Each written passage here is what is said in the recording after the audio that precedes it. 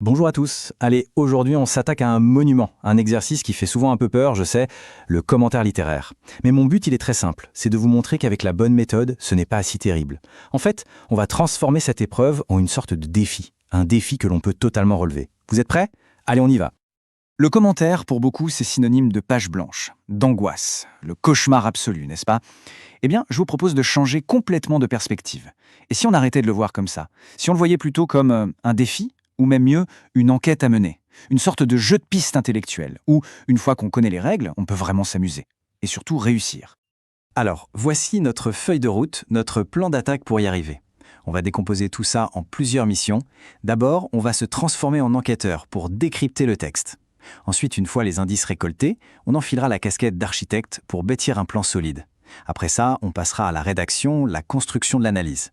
Et pour finir, les finitions qui sont cruciales, l'intro et la conclusion. Un vrai projet de A à Z. Allez, première étape. On commence donc par la première partie, l'enquête. On se met dans la peau d'un détective littéraire. La mission, si on l'accepte, lire, relire et décortiquer le texte pour y dénicher tous les indices possibles.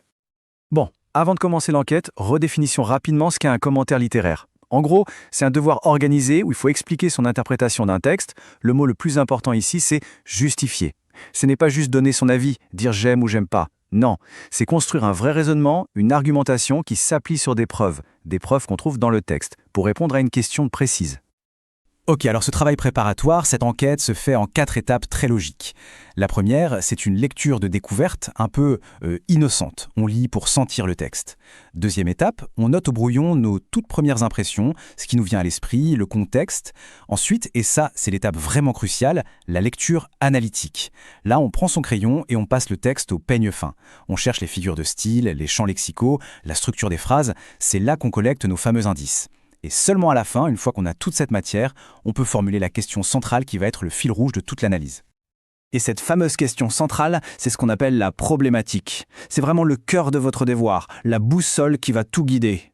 Attention, ce n'est pas une question à laquelle on peut répondre par oui ou par non, c'est une question ouverte qui explore le texte. Un bon truc pour la formuler, c'est de la commencer par comment ou en quoi, ça marche presque à tous les coups. Bon, à ce stade, notre carnet de détective est plein à craquer. On a des indices, des observations, des pistes dans tous les sens. La phase d'enquête est terminée. On peut maintenant ranger la loupe et changer de rôle.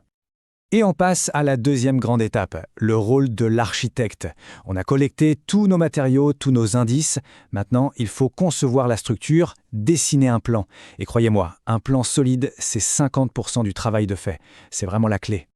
Juste un petit point de forme avant d'aller plus loin. Pour formuler cette problématique, on a deux options. Soit on pose une question directe qui se termine par un point d'interrogation, soit on la formule de manière indirecte du style « nous nous demanderons comment ». Honnêtement, les deux sont tout à fait corrects. C'est une question de style personnel. Choisissez ce qui vous semble le plus naturel.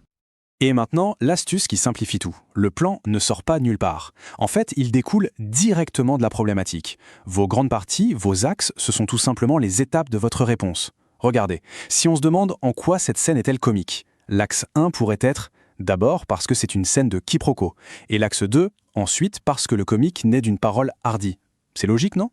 Le plan, c'est la réponse à la problématique, mais en 2 ou 3 parties. Alors, pour construire ce plan, il y a quelques règles d'or. La plus importante, et j'insiste vraiment là-dessus, on ne sépare jamais le fond de la forme. C'est-à-dire qu'on analyse toujours comment le style, les mots de l'auteur, servent à exprimer ses idées. Autre règle, on progresse toujours du plus évident au plus subtil, on pense aussi à bien équilibrer la longueur de ces parties, et bien sûr à soigner les transitions pour que tout s'enchaîne de manière logique. Le but c'est que la lecture soit fluide. Voilà, le plan est là. Les fondations sont solides. Le travail de l'architecte est terminé. Il est temps de passer à la construction, de monter les murs. Autrement dit, on passe à la rédaction. On attaque donc la troisième grande étape, la rédaction. C'est là qu'on va construire notre analyse brique par brique. Et chaque paragraphe, c'est une brique de notre argumentation. Et là, s'il n'y avait qu'une seule chose à retenir de toute cette explication, ce serait celle-là. La structure d'un paragraphe d'analyse, c'est une recette magique, en 3 temps. D'abord, on énonce son argument, son idée. Ensuite, on le prouve avec une citation tirée du texte. Et enfin, on analyse cette citation. On explique quel procédé littéraire est utilisé et quel effet ça produit. Argument, citation, analyse. C'est le trio gagnant. C'est vraiment la clé de tout. Regardons un exemple concret pour que ce soit bien clair. C'est un extrait d'une analyse sur Phèdre de Racine. Lisez-le attentivement. Vous voyez, l'analyse ne se contente pas de dire « il y a des impératifs ». Non, elle va beaucoup plus loin. Elle explique pourquoi Racine a choisi ces mots-là et surtout pourquoi il les a placés à des endroits stratégiques dans le vers. Elle montre comment ça crée un effet dramatique puissant. C'est ça, une analyse réussie. Et si on dissèque un peu cet exemple, qu'est-ce qu'on retrouve? Eh bien notre fameuse structure en 3 temps. L'argument, l'idée que Phèdre fait une demande de châtiment qui est stratégique. Les citations, les verbales impératifs qui le prouvent. Et l'analyse, l'explication de l'effet dramatique créé par le placement de ces verbes. C'est la recette appliquée à la lettre. Et c'est ce qui rend le paragraphe si convaincant. Ok, les murs de notre argumentation sont montés. Le corps du devoir est là. Mais une maison sans porte d'entrée et sans toit, ce n'est pas vraiment une maison. C'est exactement le rôle que vont jouer l'introduction et la conclusion. On arrive donc à la dernière étape, les finitions. Il s'agit de soigner l'introduction et la conclusion. C'est la première et la dernière impression qu'on laisse, donc c'est absolument essentiel. Pour l'introduction, c'est encore une structure en 3 temps. Très simple. On part du plus large pour aller au plus précis. D'abord, l'amorce. On présente l'auteur, l'œuvre, le contexte général. Ensuite, on zoome sur le texte qu'on doit commenter. On le présente, on dit de quoi il parle, ce qu'il a de particulier. Et enfin, le plus important, on annonce la problématique et les grandes parties du plan. C'est la feuille de route pour le lecteur. La conclusion, elle, se fait en 2 temps. Premier temps, le bilan. C'est le moment de répondre de manière claire et concise à la problématique qu'on a posée au début. On boucle la boucle, on montre qu'on a bien mené notre raisonnement.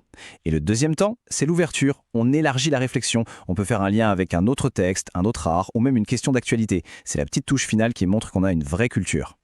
Et voilà, notre construction est terminée. La mission est accomplie. On a un commentaire structuré, argumenté, cohérent. Avant de se quitter, récapitulons une dernière fois les outils essentiels à garder dans sa trousse. Alors, qu'est-ce qu'on garde précieusement dans notre boîte à outils? Primo, pour la problématique, on pense aux questions qui commencent par « comment » ou « en quoi ». Secondo, la règle d'or absolue pour chaque paragraphe, une idée, une citation, une analyse.